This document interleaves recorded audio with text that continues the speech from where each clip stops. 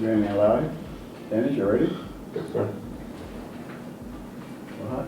5, 4, 3, 2.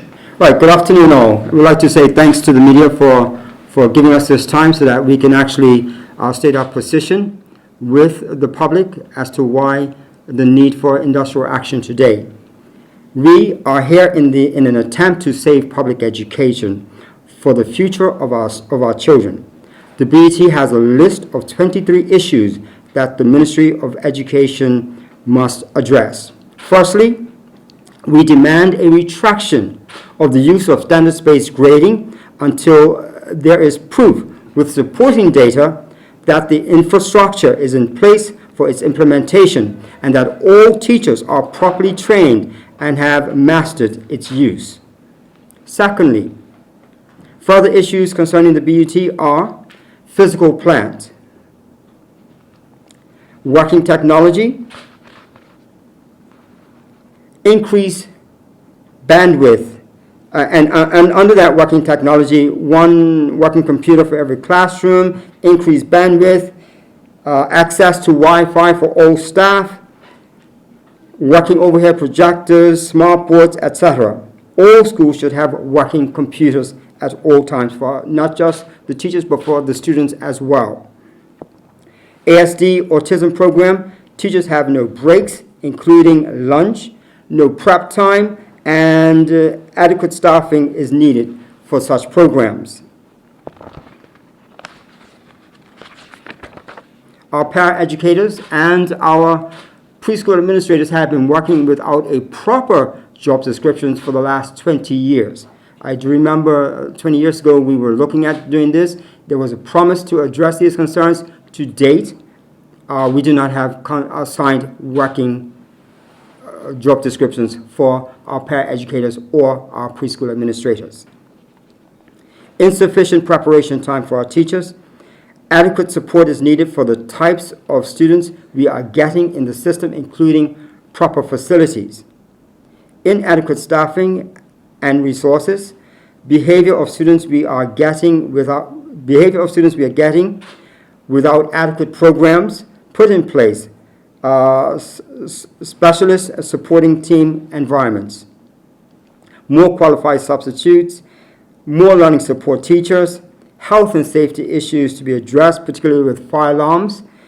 We have a school toward the west where there are hearing impaired and there are no flashing lights for those hearing impaired students. That needs to be addressed. There's another school further west where they have not had a proper, or in fact a working fire alarm for several years now. That needs to be addressed, and it's a health and safety issue. In fact, with the health and safety law, our teachers could literally shut down those schools as we speak because of the law.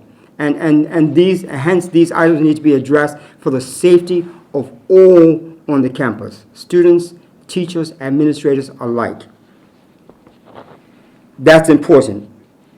More support and better plan is needed for multi-tiered system programs. Students who reach particularly a tier 3, which means that it's a level to where we need to have proper facilities, resources, staffing in place to address these concerns and needs for the MTSS programs.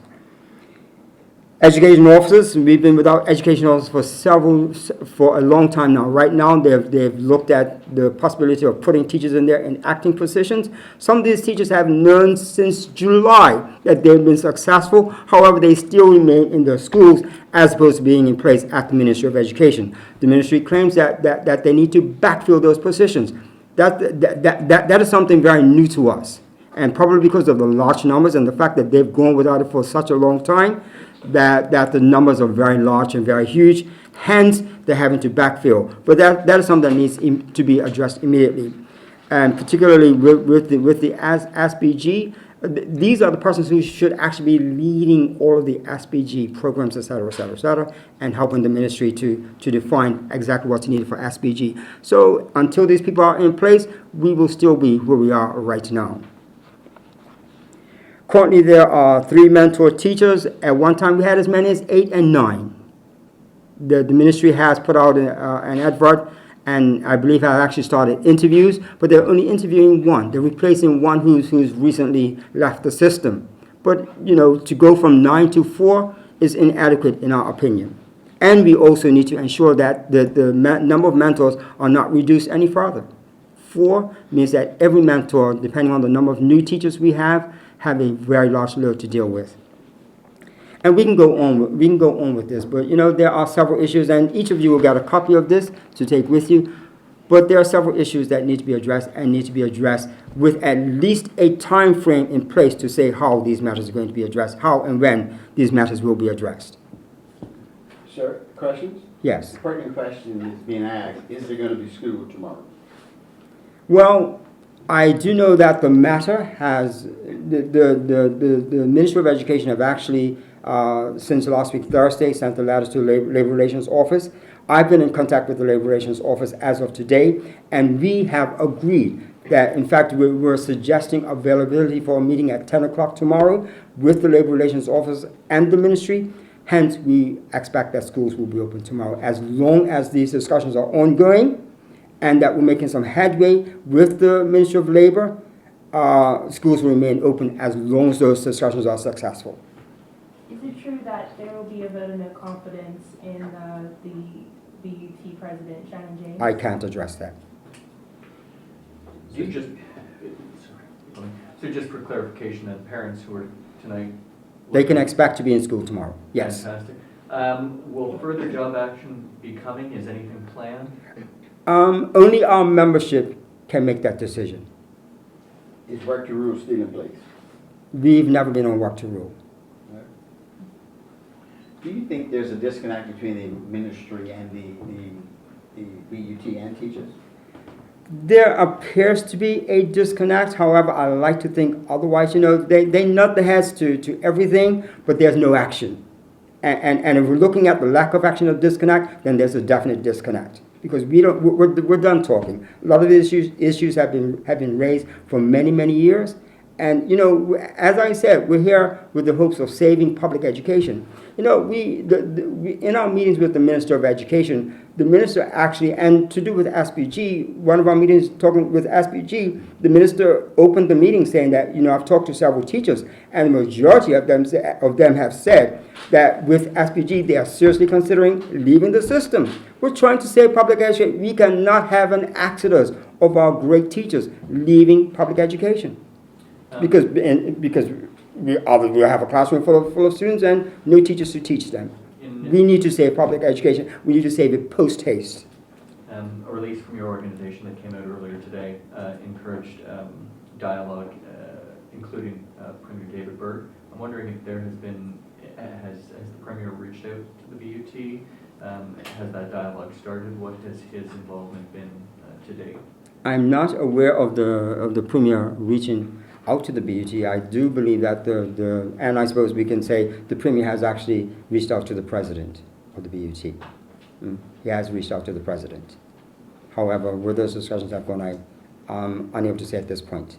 Has the minister sat down with the teachers since all this has been taking place? Well, the minister hasn't actually sat down with the teachers. The minister invited himself to our meeting on the our last general membership meeting, and the teachers pretty much laid it on the table.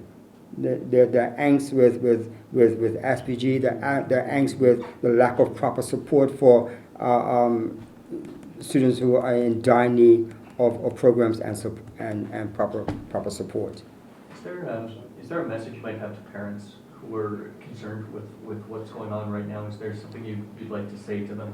Well, actually, I think it's important for us at this point to thank the parents for their involvement and their collective support, even if not directly to the BUT, but with their staff at the individual schools. Parents have been most supportive, and we trust, and it is regrettable that things have had to reach this stage, but it is deemed very necessary, and we want to thank the parents. And parents, we're doing this with our students at heart. We're doing this, again, I'm driving home the fact that we're attempting to save public education. Do you think it was a bad move for the ministry to add special needs children and behavioral children into the mainstream education system? That goes back 20 years, doesn't it?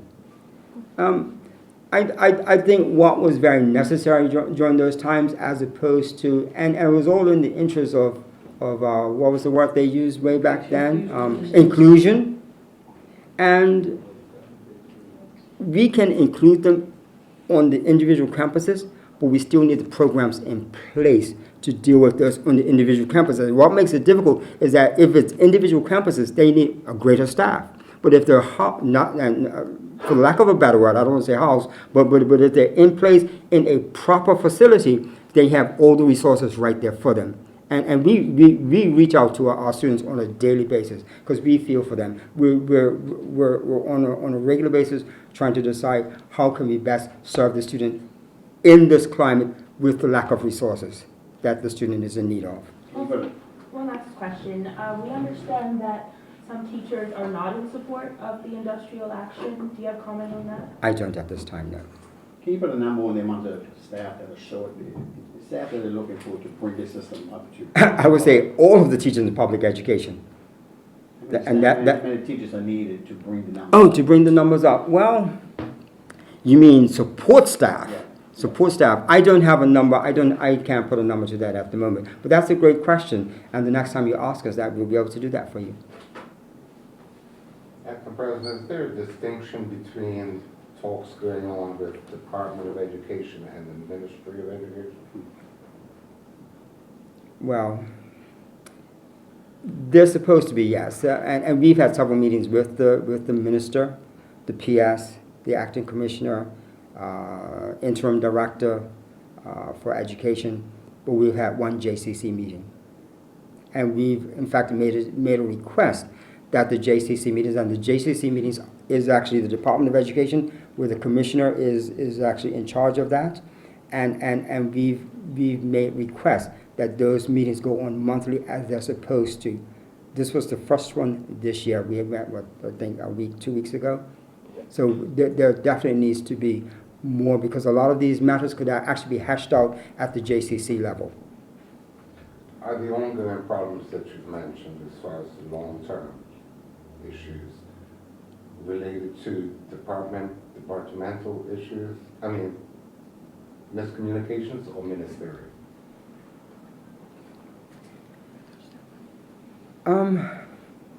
That's a difficult question to answer at this time. So I think it's best that we defer that one at this time. So just to reiterate, just to recap before we conclude, schools will be open tomorrow.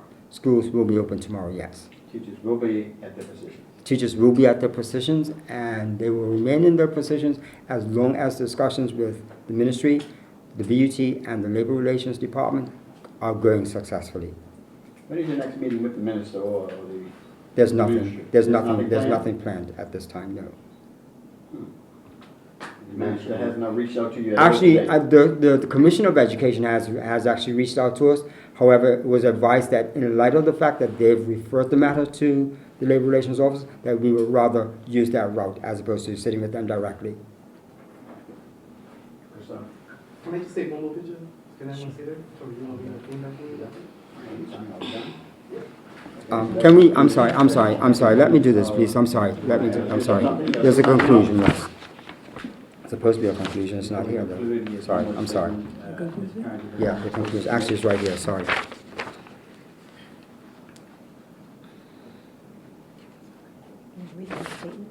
Yeah, I'm sorry, guys. That's right.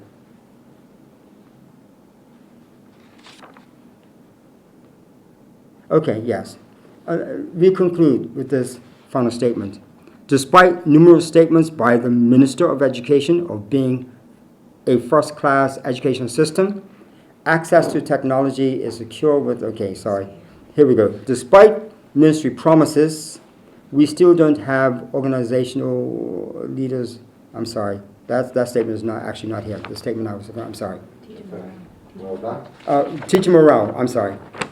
Teacher morale is at an all-time low, and we feel that our action of December 10th, 2018 are the only way to get the ministry to acknowledge these grave concerns as we continue to provide public education for our students.